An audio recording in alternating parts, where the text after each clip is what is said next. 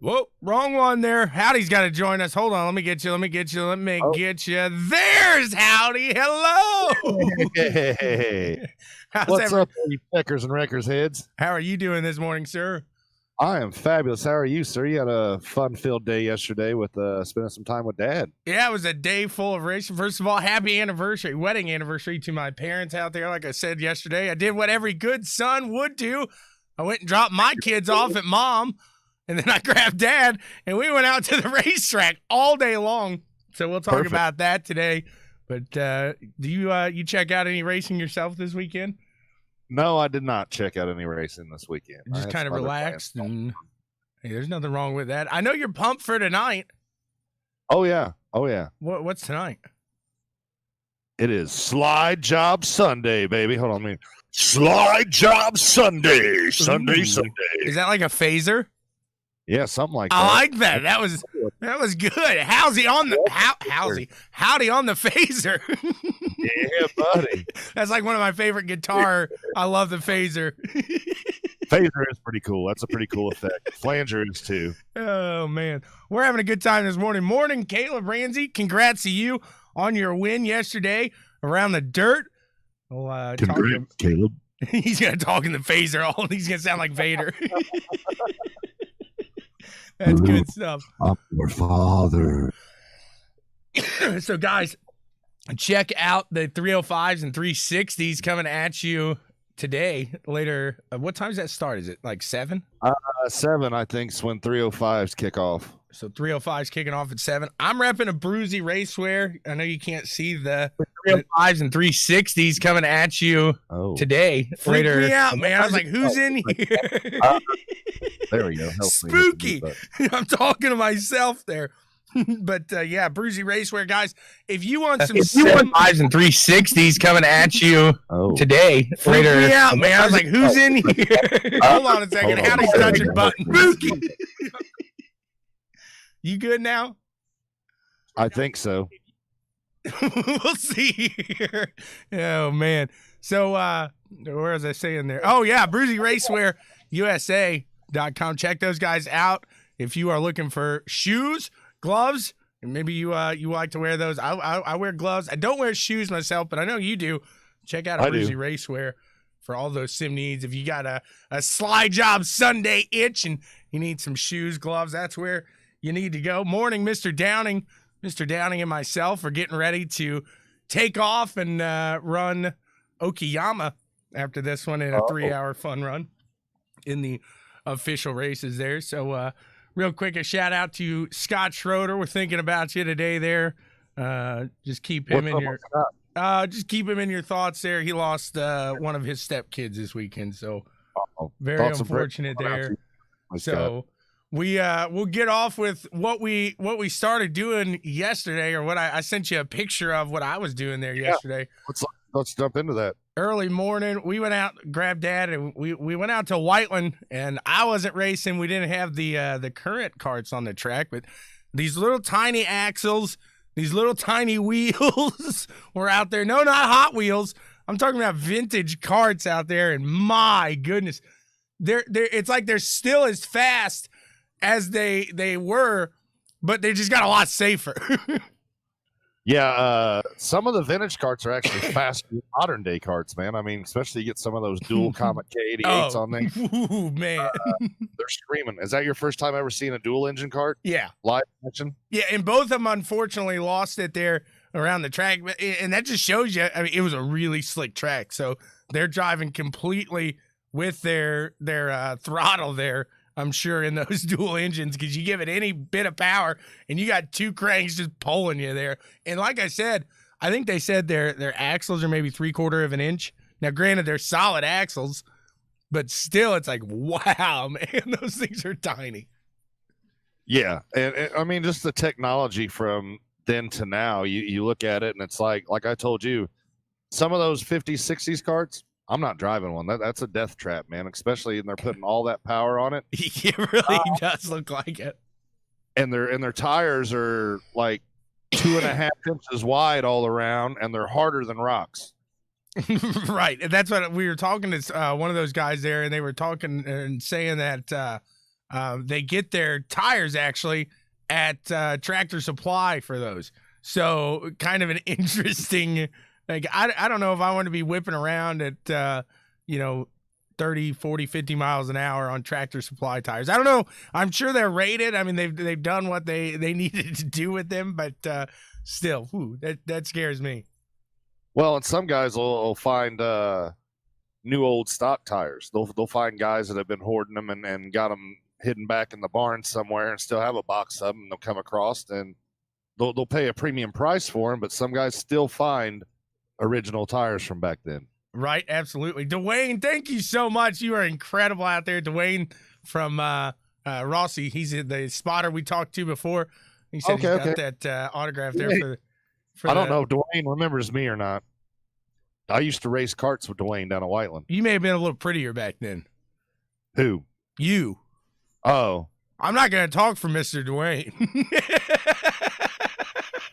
Yeah, I'm not throwing that out there.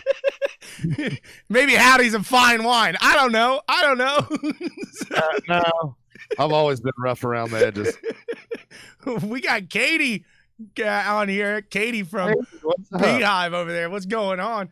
And then, we still need to get with Katie and do a show with Katie sometime. She has a good time over there. They enjoy their self just like we do over here. So we got a yes, we are.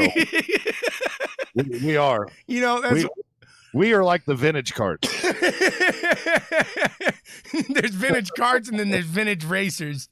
Right.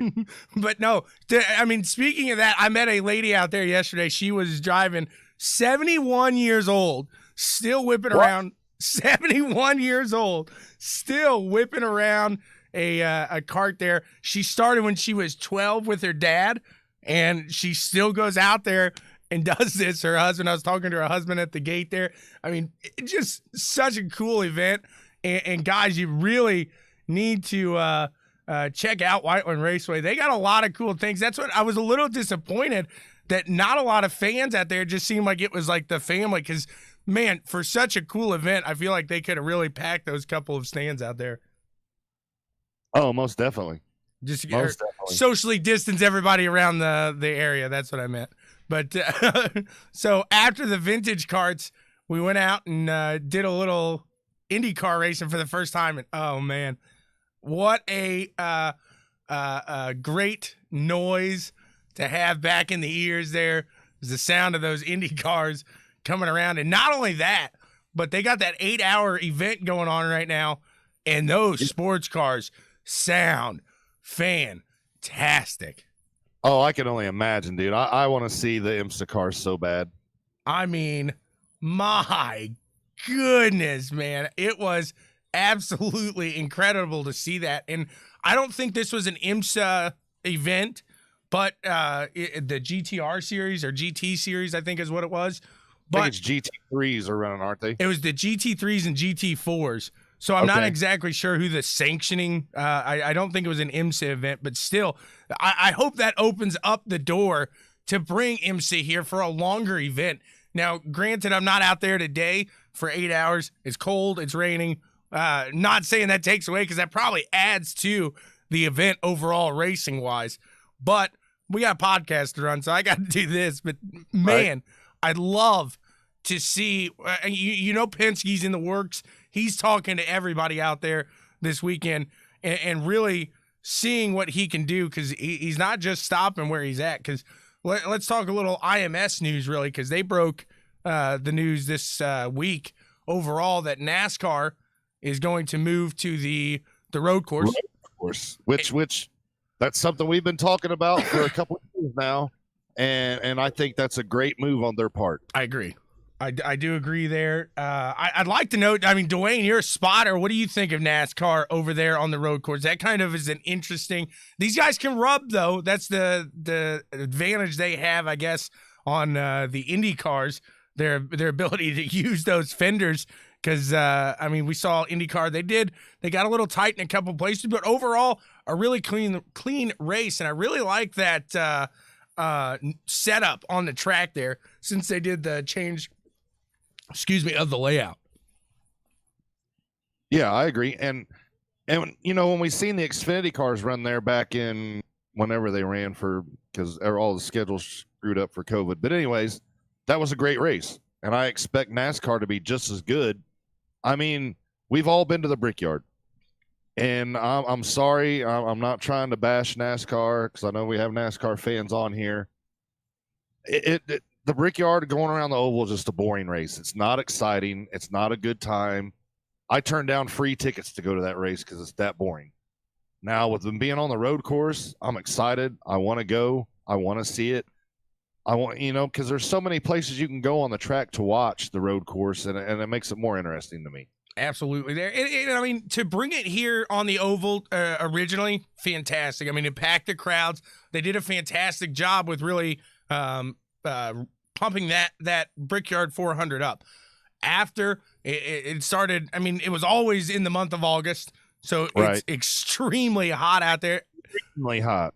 Most NASCAR races probably are that hot, so I'm not gonna put that to a point here. But to go out there and you might see, for the lead 2-3 passes that are made on track. Outside of that, it's pit strategy, and it's getting behind some. And I'm not saying that's bad for the drivers, but for the fans, they want to see that action. And even if you have that race, sometimes with a road course, for example, you don't see a lot of passing maybe up front, but you have a lot of that midfield passing. And with the Brickyard, you don't even have that. It gets a little tough. The Brickyard's like a big conga line. That's all it is. You're just following the leader and congaing around the track, and then you make passes in the pit lane. Right. That's where most of the passes are happening, is in pit road. So I'm all for the road course race. I can't wait to see it happen. Real fast, there's some talk going on in the chat here. Jarrett Murphy, I want to talk to you. I got your stickers out yesterday. I forgot about them. My fault, but they went out yesterday, so you will be receiving them this week. And then some other stuff talking on in the chat here. Bristol announced that next year they're going to put dirt on the track. Again, they've done it before. They're going to put dirt on the track. They're going to run the NASCARs there. Let's get dirty, boys. Right, absolutely. And right then and there's a few NASCAR boys that just went, oh, yeah. You think of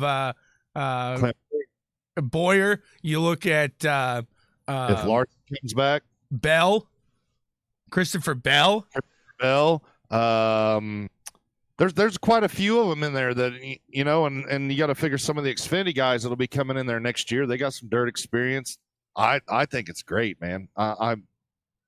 NASCAR needs to do things like this to shake it up and try to get some fans back, because NASCAR has become redundant and mundane, in my opinion. Reddick is another great example of somebody that's really going to show themselves there. So I'm excited. I hope this also, I haven't seen, and I could be wrong here, but this I hope this also brings like the World of Outlaws back here to Bristol here. But I know the last time they brought the World of Outlaws there, they were doing like 180 miles an hour. And that was what, back in the early 2000s? 2001 maybe when they brought. I'm froze up. Are you there? You're looking good on my end here. Yeah. So when was the last time they ran Bristol on dirt there? What was that? 2000 and 2001 is when they did it. They think Jarrett Murphy's our dirt specialist over here. So back in 2000, 2001, they were hitting 180 miles an hour on the dirt in those sprint cars and everything. So, I mean, you look at what they've got now in the technology and stuff like that, you're going to have to put a restrictor on those guys. It's going to be a plate race around Bristol. Yeah. Because I'm, you know, they're going to go back to the shops now. They're going to run a dirt race.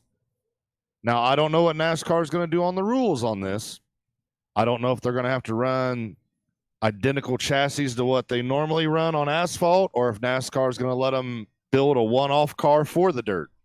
Now, I don't know how that's going to work. What does the truck do when they come to Eldora? They got a special truck just for that, correct? They have a one-off truck just for Eldora. So I would assume they're going to go on that same, since it is the same sanctioning there with NASCAR, they're going to stay with that format, and they'll probably go along with that, I would assume. But that also brings up cost. So these smaller teams, they're looking at this, and you know, do some of these teams maybe not run, or do they really kind of have to bite the bullet here? I think some of your smaller teams will probably opt out of running that race. But so if they do that, that's going to allow some other teams to step in and build a car just for that race, right? And take some of your late model guys, your sprint car guys. I mean, I wouldn't be surprised to see, you know, Shepard in there, my man Jimmy Owens, Davenport, some of these guys in the late models jumping in and running it. A lot of your sprint car guys. You know, it's all going to depend if NASCAR allows him to come back. But you know, if Larson comes back, that's going to be his environment right there. I think that just sets up the story. I mean, Larson's. I do too. It's all like putting the puzzle pieces together here, and you look at NASCAR's. We've talked about it before. They need fans. They want new fans. They're trying now to grab. Kyle Larson goes to dirt. They knew that he was gonna not take off and sit at home. He was gonna go to dirt. He's gonna get this huge fan base in dirt that, yeah, they knew about Kyle Larson before, but now they're buying Kyle Larson gear. They're cheering for him. They're taking their shirts off. They're painting their big old bellies, Kyle Larson, man. They are diehards, and now they're going to follow him into NASCAR. So well played, NASCAR. I think that was a good move on your end, but I mean, it's all still to be said whether or not they happen. I think it's going to happen. I mean, there's been too much talk and too much chatter, and you know, it really seems right now that the team he's going to land on is going to be Hendrick. And like we discussed before, Big Daddy Hendrick's got the pull in NASCAR to where if he wants Larson's going to be his driver, and there's nothing's going to stop him. NASCAR's not going to stop him. It's going to come down, and I'm telling you, Larson's going to be in that 48 car next year. The only way I could see, because there's one person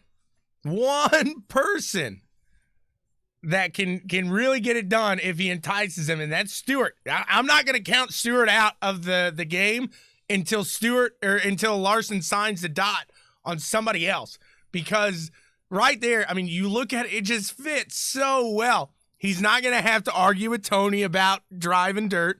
He's going to be able to do what he wants when he wants there. So I don't know. It just, in my mind, it just seems natural to still make that move to Stewart Haas. And I was just going to say that would be the thing that would swing his decision to Stewart, because Stewart, you know, wouldn't argue with him about going running sprint races or going around a midget race here, where Hendrick will hold him back on that, unless they put it in his contract where he's still allowed to go run dirt races. But I don't see Hendrick allowing him. So that would be his factor to sway his decision to run Stewart. Brandon asked a good question here. Does Stewart get in the car next year on dirt? No, I don't see that happening. Just because of his caliber of drivers that he's got behind him, I would think so. Dwayne thinks that Larson's going to be over there in Clint Boyer's ride. Now, I don't know if Clint Boyer's, just because I think Clint Boyer's got that cash behind him, but I could be wrong there. I would see him getting Amarola's ride before Boyer. That's what I just because of what you said, exactly, just because of money, I think. But I know Amarillo, he's sponsored by the is it Smithfield? And I think that's his sponsor there. So that brings some money right there. So I mean, it's kind of it would be a toss up there, and that's where you look at: do I want the youth or do I want the experience here? So I could see that kind of going both ways. So I'm trying to keep up with the comments. There's a lot of talk going on here. So Brandon says, does Tony Stewart get in the car in the dirt? No, I don't think he does. But then Katie said I could see him in the IROC 2.0 revamp with Evernham. I believe Stewart's already signed to drive in that series. And so, we'll talk about that real quick because we got another person signing that dotted line here. And two questions, or I guess one question comes with this comment. A fantastic driver and someone I didn't expect to see because of his age, but Bill Elliott's going to strap in and hop along with them. Yeah. So my question to you, Howdy, does Chase kind of say, hey, I think it'd be cool to run with Pops here? No, Chase isn't going to run in that. And just for the simple fact, you got too much riding on your career right now on what you're doing. So why take the chance of going out there and getting hurt? I mean, running this series when your NASCAR ride is your bread and butter. But to that aspect, do you think Larson will run dirt when he runs NASCAR? Yes. Okay, so you just stepped over. That's just Larson. That's just Larson. That's the way he is. And I'm with you there. But do you see Chase? He got that opportunity to take the truck ride. He took it. I could see him. If I'm in that situation, I'm going, Pops, you're going down, boy. You're going down. I don't see it. And just for the simple fact, I mean, has Chase really even ever raced on dirt? I think I'm asking that. I really think he don't did when he was younger. I think he did when he was younger there. So, but still, I mean, it's not just dirt. They're doing asphalt. They're doing, and he's got to get on dirt. He's got to get on it regardless. But here, look at it this way too. So let's say Chase does decide to go run that series and goes out there and gets his ass stomped. How's that going to make him look? It's a different car. If I'm a team owner, especially if I'm Rick Hendrick, I'm going to sit back and look and be like, why did my driver get embarrassed in this series with all these retired guys and, you know. And I see what you're saying there, but the chances of you, I mean, if maybe Stewart wants to avoid getting a younger guy in this group right now because it is kind of older guys. It is kind of, you wouldn't expect that those guys would be able to keep up with Chase on a day-to-day basis just because of coordination. I mean, you lose some of that as you get older. I'm 30. Just iRacing. I mean, yeah, I know that just by walking down the street. I mean, I can only imagine getting in a car that has more power than the go-kart I race and really trying to handle it like a 15-year-old does. It's just not as easy as it is when you're younger. That's very true. And not to change the subject, but while we're talking about dirt, do you know what happened this week? No. They broke ground out the Marion County Fairgrounds for the new facility. Very nice. The grounds broke. The track layout has been There's laid three, out. Correct? Huh? There's three. So they have two ovals and the figure eight, from what I gathered. Yes. That's awesome. And it's the figure eight's already carved out. The ovals are carved out. It's coming together. I think we'll be racing out there next year. That'll be awesome. And I guess that's where you do when you're putting it. I know dirt facilities still take as long, but I would assume, hey, you're not pouring concrete. You're not doing the work to do that. So that's the extra step, and you don't have that extra step there. So maybe that's an ignorant statement. I could be wrong. I don't know construction outside of putting a couple 2x4s together. So now we just need to see the Checkers and Wreckers dirt street stock out there next year. That would be just fantastic. But so let's talk about the info on that, Tommy. On the Speedrome dirt track out the fairgrounds. Jared, I'll tell you what, I will post a link on the Checkers and Wreckers page, or I'll post it on my personal page too, because I know we're friends on there, and I'll post it on the Checkers and Wreckers. So it doesn't have all the details. No, he wants to get in the car. He wants to. Gotcha. I'm with you. That's good there. Do you know the size? Do you know the size of those ovals? That's what Mike's asking in the banking at all. No, I don't. So we'll take a look there. We'll see. I don't know what the banking or size ovals are at this time. Well, yeah, we'll see what we can find out there. I know that is literally right in the paddock's backyard. I mean, what, 5-10 minutes down the road? It is. So that. We'll definitely have to check that out. Just more local racing, and really, I feel like Indianapolis. I mean, we're known for oval asphalt racing. I mean, the Indianapolis Motor Speedway. Excuse me.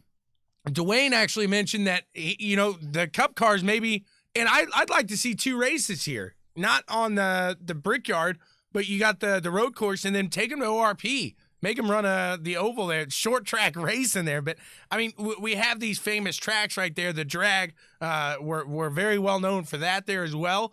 But now, I mean, you look, you got Kokomo, you got Brownstown, you got Lawrenceburg, you got I-69, you've got Gas City. Terre Haute. There's one Patagon. It's Paragon. Paragon. I mean, you look at all of these dirt tracks that are so. You post a picture of Brownstown. You had people talking from Australia about, like, man, I love Brownstown. It's these tracks are famous around. You look at the IMS. I really hope that they start to bring Indianapolis Sprint, or Indiana Sprint, and Lincoln Park Indiana Sprint Week and Midget Week to IMS. I think that would be a great run every year. I would love to see it. And you're right, man. I mean, we got a lot of good tracks going on around the state of Indiana, and a lot of well-known tracks going on around the state of Indiana.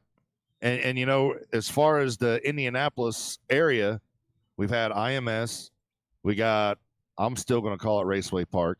You got the oval and the drag strip out there, and technically they have a road course too, which they really don't use anymore.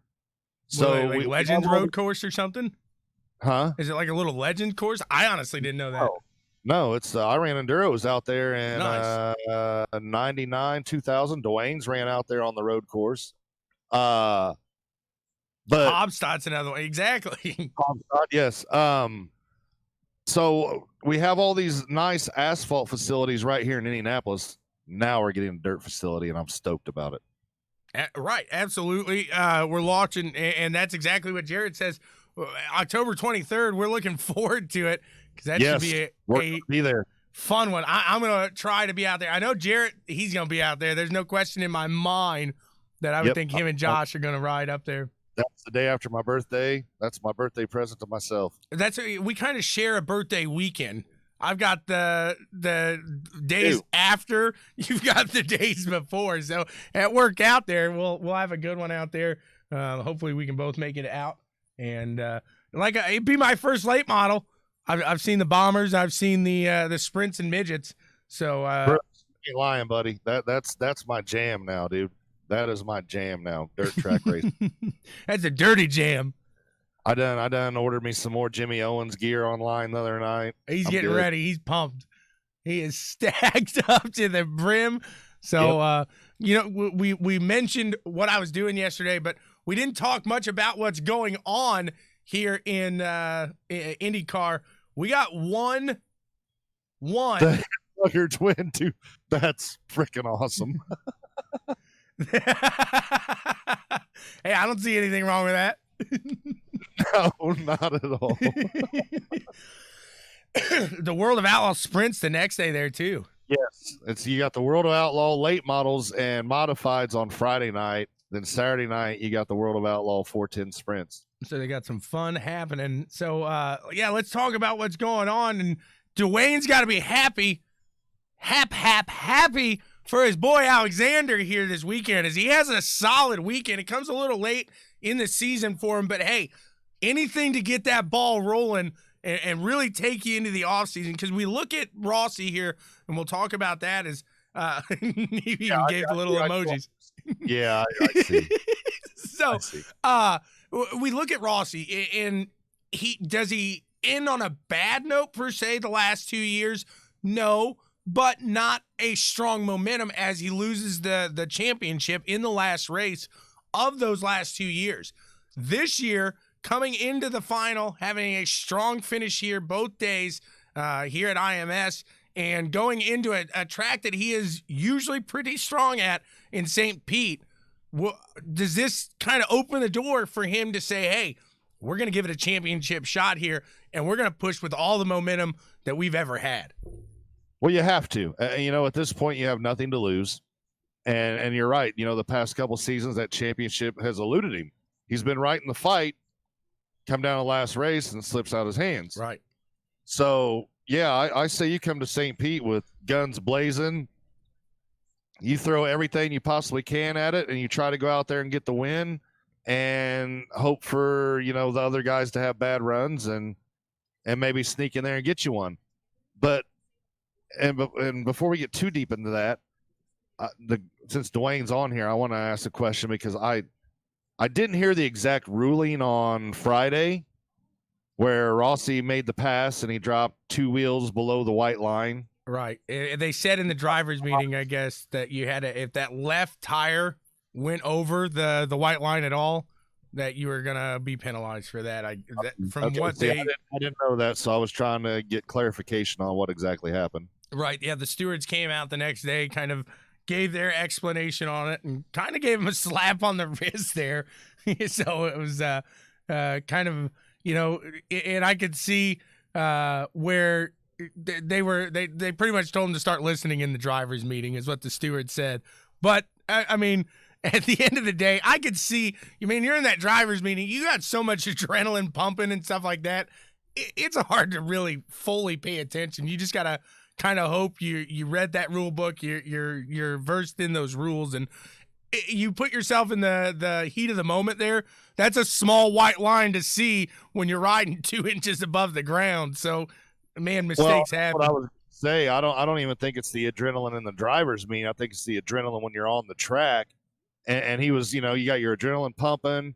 He's trying to make a move on the guy, been sitting behind him, getting frustrated. So finally, you just throw the move out there and take your chances, which unfortunately it came back to bite him. This is where I'm happy, though, that IndyCar doesn't run like F1, because and we know Michael has maybe had his past events where he's going to bring up something, but they're not complaining week in, week out, saying, hey, the stewards are coming to get us. They get upset, they get over it, and he comes back the next week. And that's what I'm excited to see coming off of this season, maybe arguably one of his worst seasons since coming into the series. How he really, because he's one of those drivers that really feeds off of his hunger, if you will. And I know that sounds crazy, but he is extremely hungry right now. He wants that championship. He's felt what it's like to be a title, or the 500 winner. Now he wants that title. That's it. You see it in his eyes. He talks so much. Does he want another 500? Yeah, everybody does. Oh yeah. But Rossi wants that title. He doesn't see his IndyCar. Or at least to me, I don't think he sees his IndyCar career complete without that champion. Well, that's any racing career. I mean, your ultimate goal is championship. I mean, yes, there's races you want to win on the way to getting that championship, Indy 500, Daytona 500, things like that. But at the end of the day, you want to be called a champion. And the next year is the option year in his contract. So obviously, anytime you start to mention a contract, and that works for guys like, the team, and they got to make sure that they perform well to keep Rossi if they want to keep him in that seat. This is very true. So this is very true. Yeah, that's where a lot of people think racing is the driver, but man, it's the whole team right now. It's sport. Yep. It really is. Absolutely. So it'll be interesting to see. I think he comes out with a load of steam here. And what's interesting, we'll get off Rossi now, and we'll talk Andretti overall, because we look back in the year. It's not been a year for Andretti, but man, coming down to the end, you look at Herta, you look at Rossi. These guys are having solid finishes now.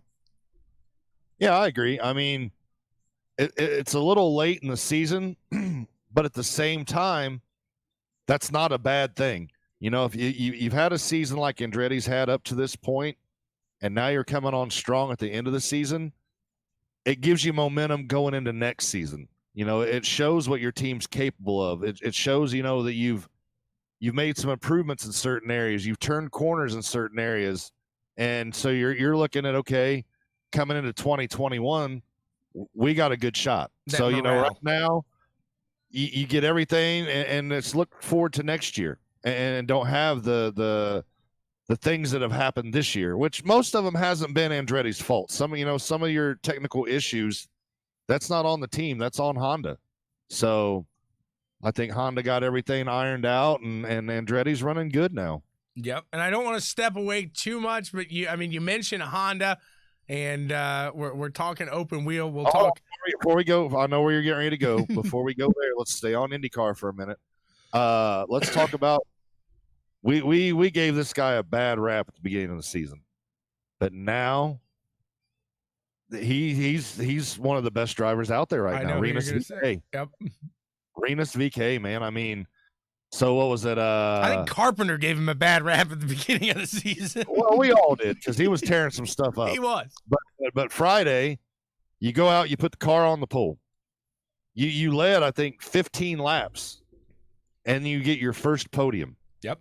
So, I mean, hats off to Rinus, and he's only 19 years old. And not only did he get his first podium, but he got his first podium on a road course with Ed Carpenter Racing. So yes, they're not used to really stepping up on these road courses and having a very strong car.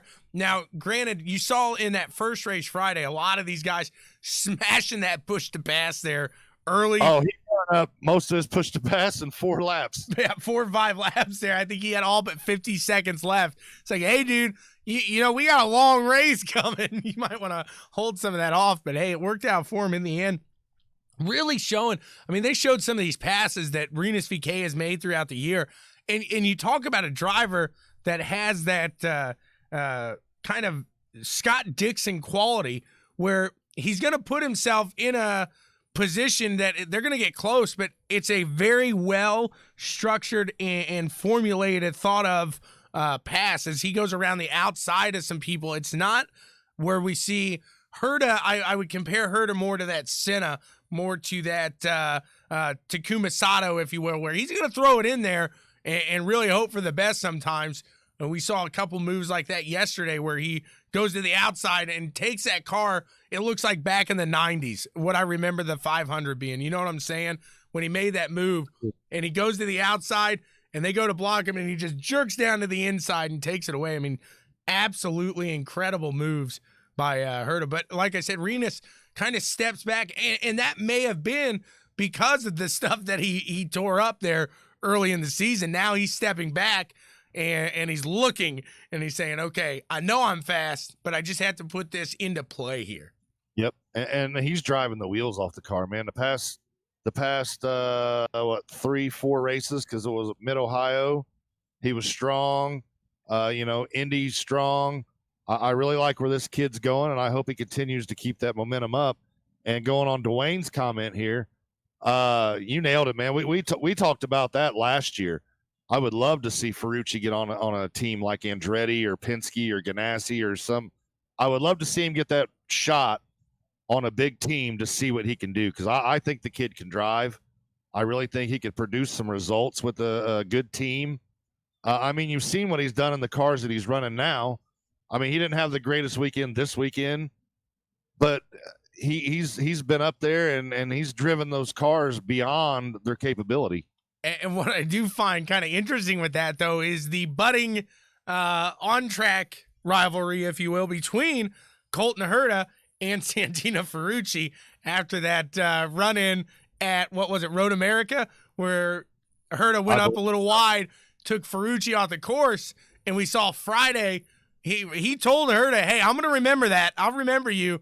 And Herta was coming around to lap Ferrucci. Ferrucci stuck it in front of him as long as he possibly could. He made sure Herta was going to be held up in the mix-up there. So it'd be interesting to see, because right there you talk, I mean, that's part of that huge rookie class that came out last year there with Ferrucci, Herta, Rosenquist. I mean, you look down that line, still just those guys are still, you're looking at the future of the sport. Now, Rosenquist maybe not having the sophomore season he wanted, but he's still learning behind the best of Scott Dixon and Dario there. So he's going to get there. It's and just he got his first win this year, so. Right, exactly. That's true. So overall, maybe not the season he wanted, but yeah, like you said, he gets his first win. But we look at Ganassi, and you can't discredit Marcus Ericsson. He's having a phenomenal year here. He's been pretty solid here. So he's a lot better run this year than he did in the Aero car last year. Absolutely. So we move on to yesterday, and a record not broken, but did get tied.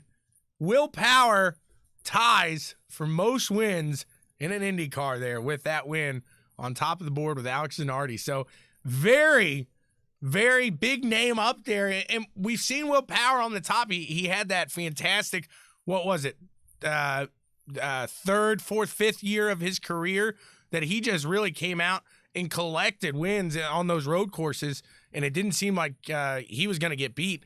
Then come later in his career, he starts getting these wins on these ovals. So I think it goes without saying. I mean, everybody wants to look over at F1 and talk about that battle over there between Lewis Hamilton trying to catch Schumacher, and he's needing one more, I believe, to pass him now. So I think this is just as interesting over here with Will Power and Zanardi. Yeah, and real fast, do you know where what? Do you know where Will Power used to race at, or what he used to run? Something in Australia, I'm sure. Dirt. Yep. Yeah. Dirt. I was gonna say probably those guys in Australia, man, they love the dirt. That's the thing. And I tell the guys that I broadcast for that are in Australia, man, you guys know how to run on dirt and you know how to run road courses. Boom. Right. That's Will Power, man. But you know, and going back to your topic you brought up there, Will Power and Zanardi. Zanardi was one of my all-time favorite IndyCar drivers. I thought Zanardi was just the greatest. But that's pretty impressive company to keep. Is Will Power on the same level as Zanardi? My personal opinion, I don't think so. I think that, you know, Zanardi's a way better driver than Power, and not taking nothing away from Will Power. He's a great competitor. And then you switch over to the F1 battle, Hamilton and Michael Schumacher. You already know what I'm going to say on that. Hamilton can't carry Schumacher's jockstrap, if you ask me. But and I do see what you're saying with as far as it goes with Will Power and Zanardi. But I mean, you look at Power, because when he was getting those wins, the league wasn't, or the series wasn't as strong as it is now. But as when Zanardi was running either. And that's what I was going to say. Zanardi was running against Unser. I mean, big name Lyondike. I mean, he's got the biggest names, and even into, I believe, didn't Tony Kanaan see the end of Alex Zanardi's run there? Yeah, I believe TK was in there. You also had Greg Moore was there at the time. I'm just saying, to span from drivers like Al Unser to Tony Kanaan, and you're driving against all of those drivers in between.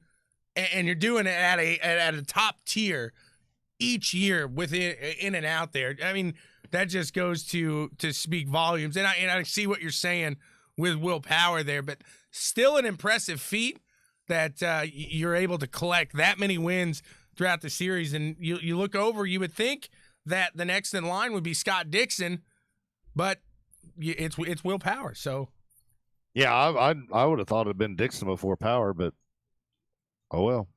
That's it. Just goes to show you that Penske power through that mid 2000s when Will Power was there. I think IndyCars. Absolutely. I agree, Wayne. I think now it is. I mean, you had those years when after the split, and it was kind of right. You know, you had the kart IRL.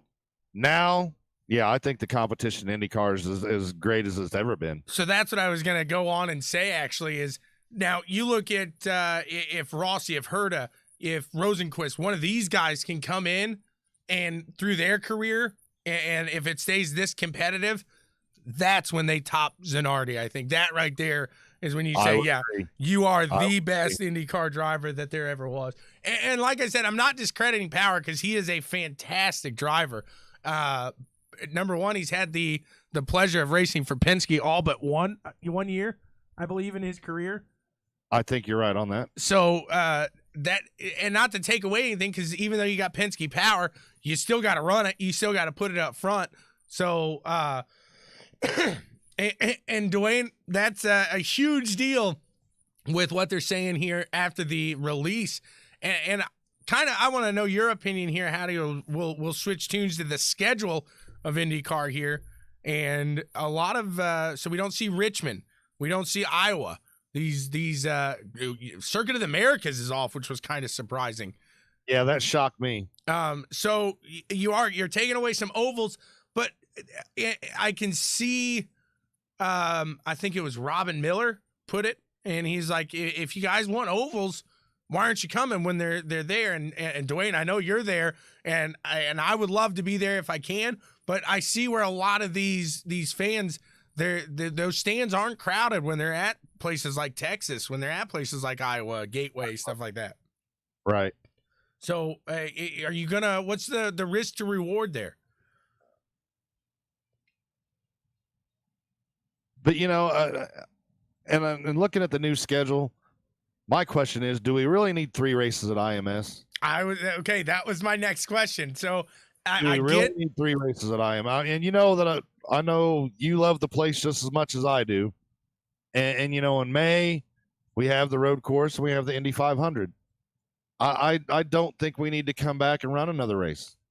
I really don't. I think that, you know, you took COTA off the schedule. I would love to see you put COTA back on the schedule and take the other race off at IMS. So here's my guess, I guess, if you will, would be that we're in an uncertain time. We don't know what's going to happen next year.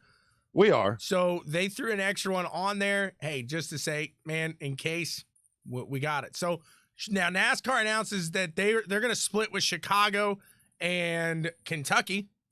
So those 2 tracks open to a little more flexibility now.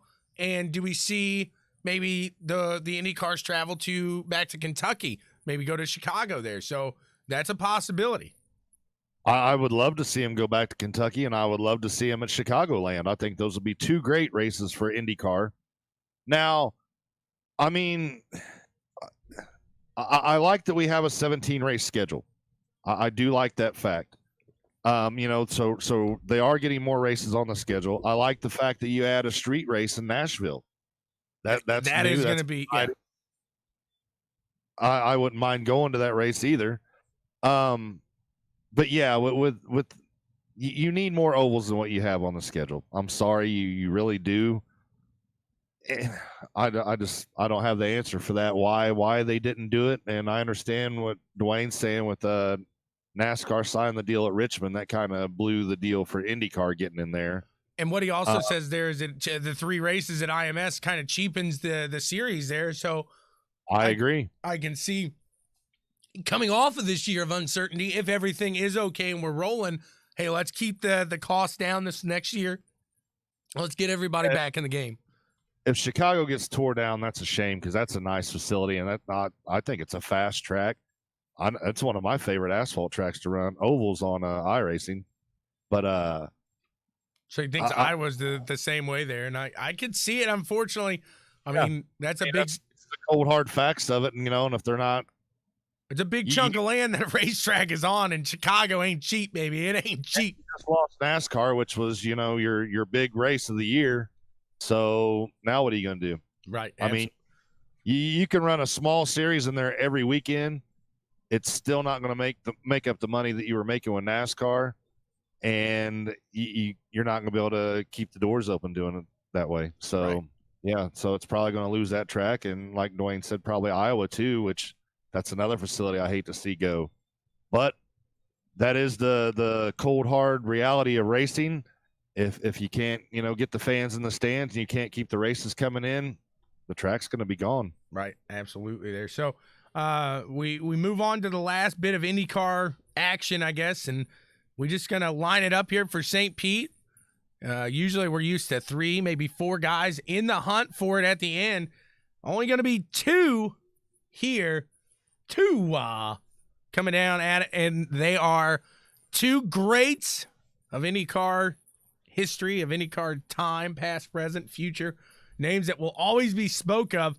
Scott Dixon versus Joseph Newgarden.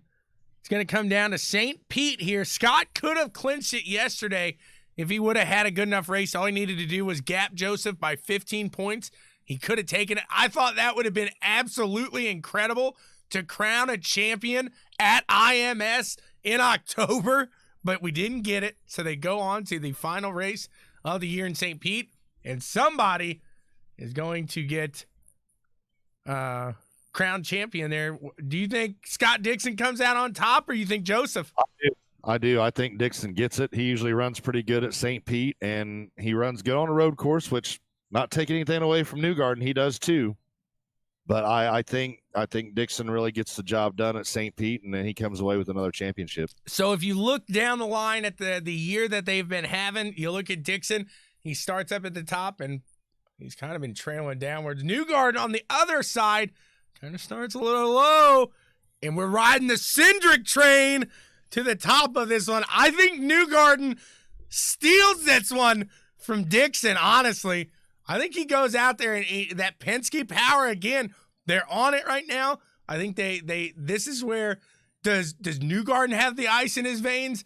No, but Cindric does, and he knows exactly where Newgarden needs to go wherever Dixon's at. I think Dixon really has to win this to keep Newgarden away, because Newgarden's going to be hungry, and again, you see Newgarden hungry, and he really brings out the BA in him. Well, I think the championship's going to be won in qualifying. It's a very good possibility that we've seen. Qualifies who and gets a better starting position on the grid. I think that's who's going to track position has been a huge deal at St. Pete. I want to say, what was it last year? Rosenquist got the pole, correct? Yes. So in his first race, comes out, gets the pole, finishes third with one arm. So I go back to that. So do they kind of look back there and say, hey, Felix, help Scott here. Do what you can. You really understood this track. Let's really build this team for a championship. So Felix finished third with the one arm. Didn't Dixon win that race or finish second? I want to say he was up front. You may be right there. You may be very correct. But I thought Rosenquist was the top finisher of that team last year, but you could be very well correct on that one. I thought Rossi may have won that one last year. Okay, Rossi might have won it, but I thought Dixon was up there in the hunt too. I could be wrong on that. So regardless, though, you got the guys like Pagano that hasn't been having a strong year. He's going to be that mid-pack car that's definitely going to try to get in the way when you got Dixon coming around to make his rounds there. And in the same respect, this is where you look down the line. Both these guys got 3 cars in the field. So you kind of nobody else is in the title. Does Honda look at Honda and Chevy look at Chevy and say, guys, it's Honda versus Chevy right here, not Penske versus Ganassi? Oh, I definitely think you see some of that come into effect. And going back to the qualifying, if Dixon can out-qualify Newgarden, and if Dixon's 2 teammates can out-qualify Newgarden, guess who's getting held up in the pack? Absolutely. You'll have Felix and you'll have Marcus holding up whoever, and I'm sorry, that's just the way it is. Some things people will say, never that's crap or change. whatever, but that's part of racing, and they're going to do whatever they can to make sure they win that championship. And that's just the way it is. Oh, yeah. We got to make changes. Oh, now I got Tupac in my head. Thank you, sir. Oh, man. So we moved down the line. I kind of on Formula One. Yep. Well, you were getting ready to drop the bomb on them earlier. So here's the in the same week. This is what I find funny, and they are separate affiliates, I guess. So we got HPD Honda here in America, and then Honda of F1 is funded by the Japan side of things. So that's why these two decisions happen at the same week. Kind of funny, but we got Honda coming out and saying, "Hey, we're going to sign this multi-year deal with Indy. We're right behind you guys. We want to grow with you." Then they go to F1. They give Red Bull the bird. They say, "Hey, we're out after next year. We're done. We want to be a carbon neutral facility by the year 2052." And Formula One does not fit into that structure. Do they find themselves in Formula E after this? Because like I said, this is the Japan-based facility. So it's not like this is where we can talk like, ooh, Honda's going to come to NASCAR. Ooh, Honda's going to do this. It is the separate side of things. So they're stepping out of Formula One. Do they step out, or do we see them kind of back the Formula E side of things now? I could see them getting into Formula E. I mean, with everything going on in the world today, and as crazy as 2020's been so far, why not Honda announce they're going to Formula E? And you know my feelings on that. It's great racing. I'm not taking anything away from Formula E. It really is great racing. You just don't have the sound of the cars. You got it. It's like a pack of bees. Yeah, I just can't get into it. But so I do find that interesting. Now, the underlying story there, and we got to talk about it here because, I mean, F1 world just shook up after that. Right, at Red Bull, what are they going to do? So I put that poll out there, if you will, or multiple choice. Do they go with Renault Power? Because right now, stating through the rules, if they can't find a power plant, they have to go, or Renault has to facilitate them with power. So in that case, you know, Cyril or whatever, Cyril is over there doing the Mr. Burns. Excellent. And then does Red Bull try to entice another manufacturer to really pony up some bucks and hop into hyperdrive on an engine package here for F1? Well, I mean, you look now, F1's kind of getting to where IndyCar, Renault, Ferrari, Mercedes. Renault, Ferrari, Mercedes. Yes. Yeah, So that's now all with the you have. exit of Honda, yep. That's all you have now. So they have one more engine than what IndyCar does, which I think IndyCar will end up getting another engine manufacturer too. With the hybrid area, yeah, I think so. But so with next year being the last year of the current rules package, I don't know if you get another. I mean, I would love to see one of the older manufacturers come back to F1. You know, we've had Porsche, we've had Jaguar, or let me pronounce it correctly, Jaguar, Lotus. Jaguar.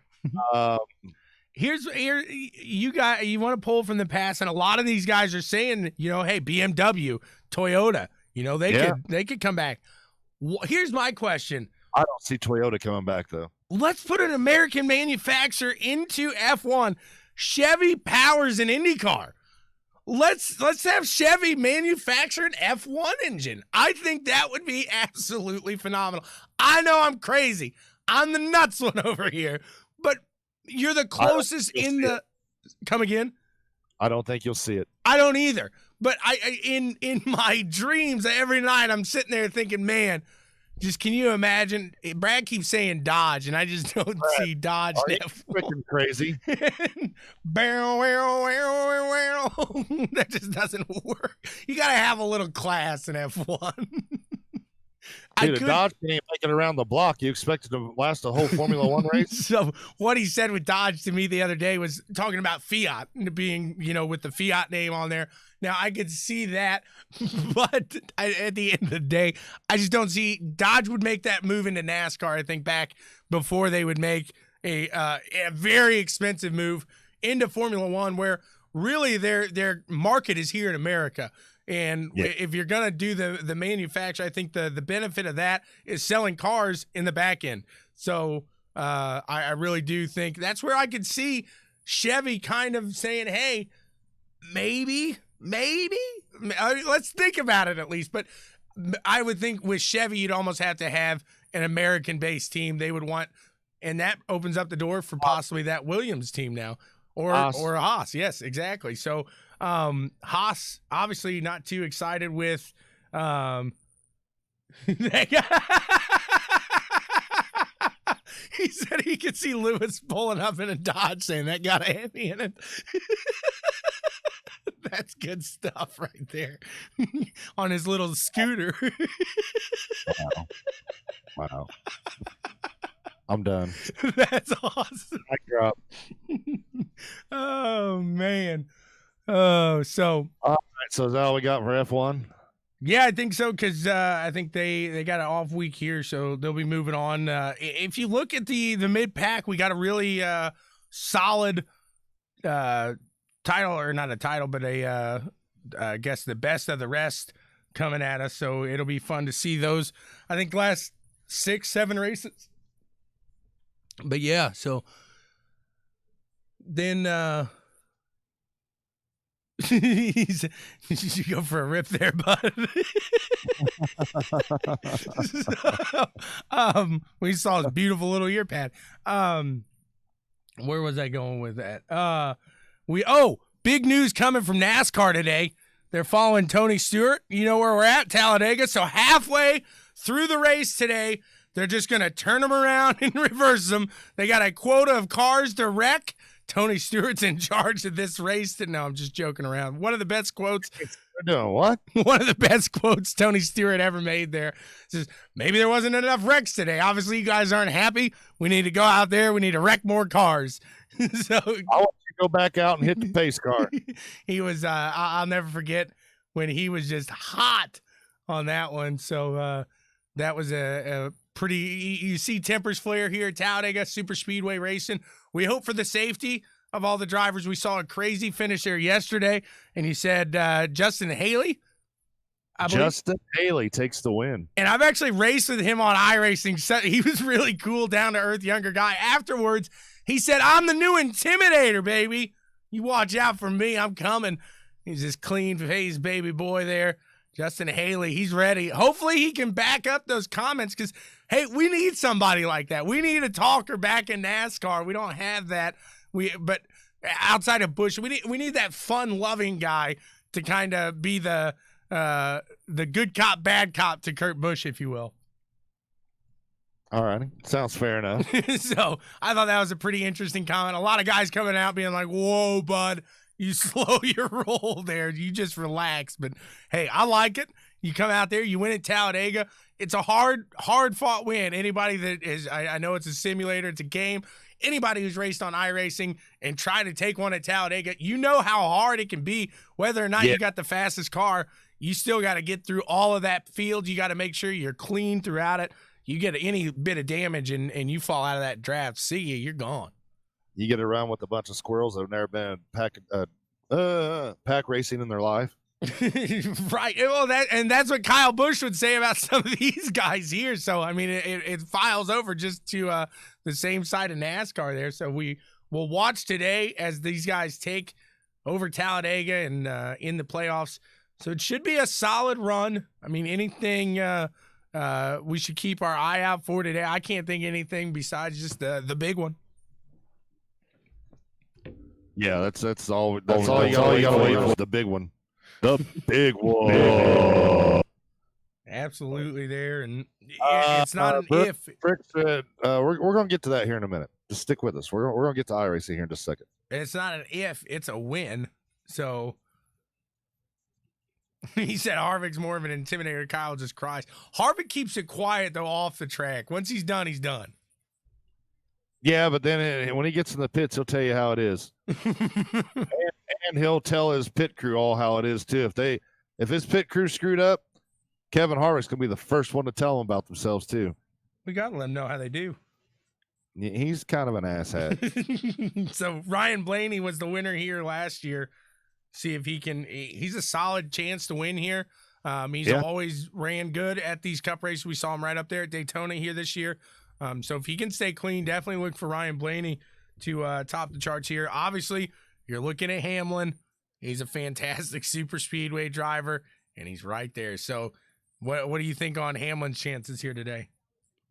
Hamlin's got a good shot. You know, it's been the Hamlin Harvick show pretty much all season long, and we've already seen Hamlin win a few restrictor plate races, or even though they're not restrictor plates anymore, but you know what I'm talking about.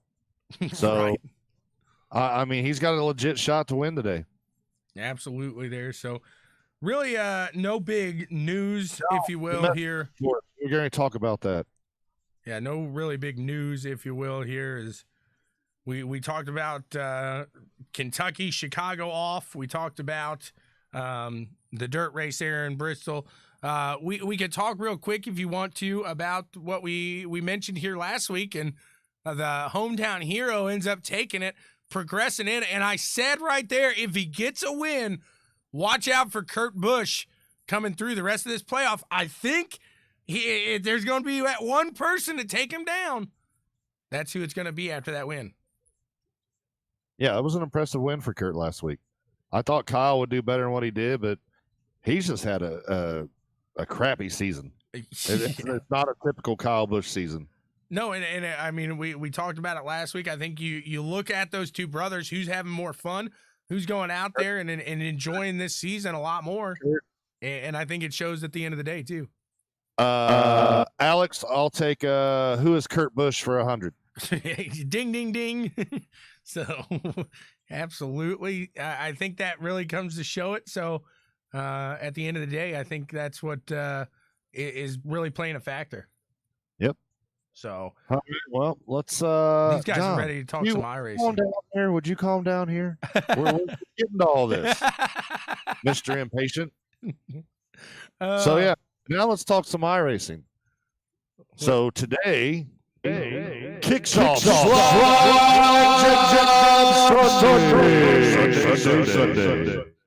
That's right. Slide Job Sunday is back starting today. Monsters of Dirt kicked off. Was it season 6? Am I right? It's like Friends now at this point. I stopped counting the seasons. It's a long time running. Yeah. So they kicked off a new season Monday. Tuesday. Yes, because we ran the Bombers Tuesday. Yeah, that was right. Tuesday was the Bombers. Ran Bombers, and then we ran, or I didn't, limited late models after that, which I think I'm going to run those this week. Wednesday was the All-Star Series. And the Fix Pro Series on CWTV. That's right. So they got the Open Series on SRTV, and then we got the CWTV style. And that's kind of like the way I feel like that's Jay Weezy and myself right there. Jay Weezy's a better driver. He could probably tune a car better. That's all him. He deals with the open sets. I like the nice, easy fix sets. I like to hop in, get going right there. It worked out well. It did. I might even try to jump into the Fix Pro Series this week, too. There you go. I think we had, was it Blake Majulis? Is that who got the win in the All-Star Series Wednesday night? I am not 100% certain because I had a early morning Thursday. I had to go to bed right after that. And I want to talk about the event here this weekend, too. We'll get to that, too. But I think it was Blake Majulis won the All-Stars Wednesday night. Evan C. was second, and I don't remember who was third. So, and it was a good show. You know, another good race. You're right, Brooks. The Bomber Series was a good time. Anybody wanting to run some fun dirt races in the street stocks, come out Tuesday night, run the Bomber Series. There's no cautions. The race does not stop. There's no qualifying. It's a pill draw. It's a fixed setup. And you just go out there and run. I mean, don't try to take anybody out. I mean, crashes are going to happen. But, you know, go out there and run and have a good time. If you're just trying to get your feet wet in some dirt racing, the Bomber Series is the way to go. And that's what I always attribute Monsters of Dirt to helping us get started on the dirt side, guys. So if you're a rookie, you're going to get humbled. You'll get humbled real quick because these guys are fast, but they'll race with you. Just make sure you respect them. They will respect you. Excuse me. I had hiccups coming. And then, so tonight for Slide Job Sunday, you got 305's fixed kicking off at 7, I think it is. 7 or 7:30. John's on here. He can tell us.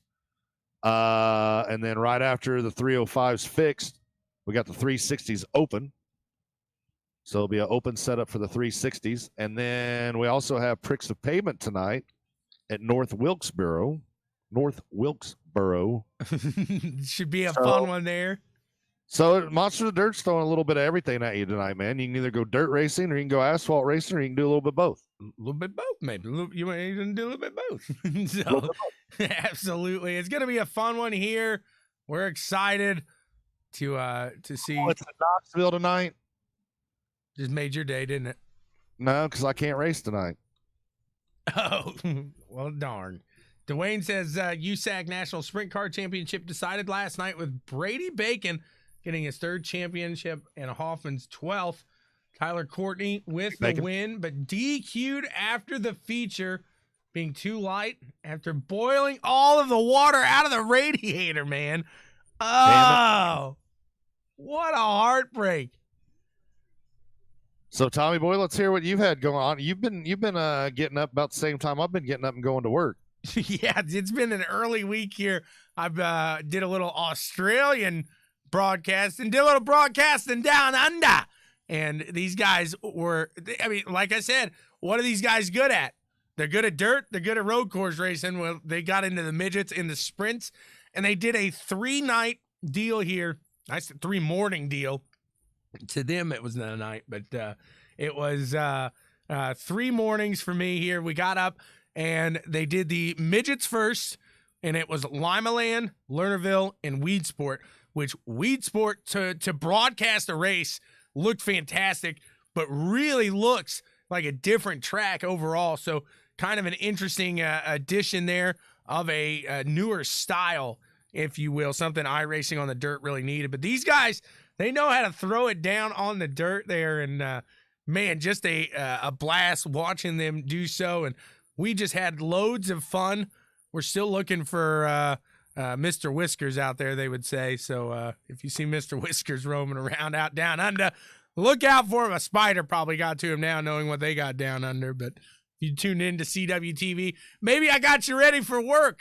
You never know. I saw a lot of guys tuning in like, man, I'm watching breakfast, watching CWT, or I'm eating breakfast, watching CWTV. This is great.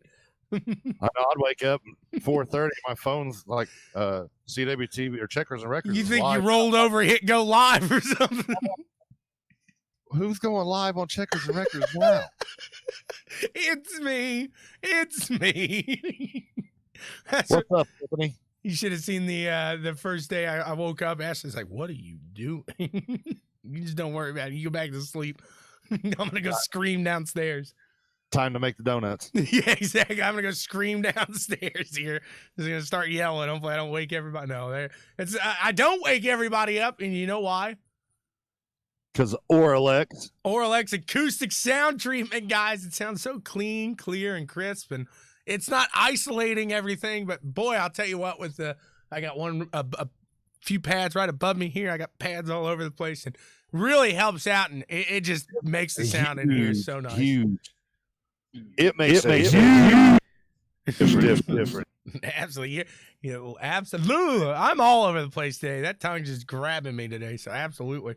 Then we'll keep you updated on the enduro run that Scott, Chris, and myself have been doing. We got Okayama today. We're going to switch over from the AMG. We're going to run the Ferrari today and see how that works out for us. So we got most. It's a pretty good track. I do like that one. We got most of the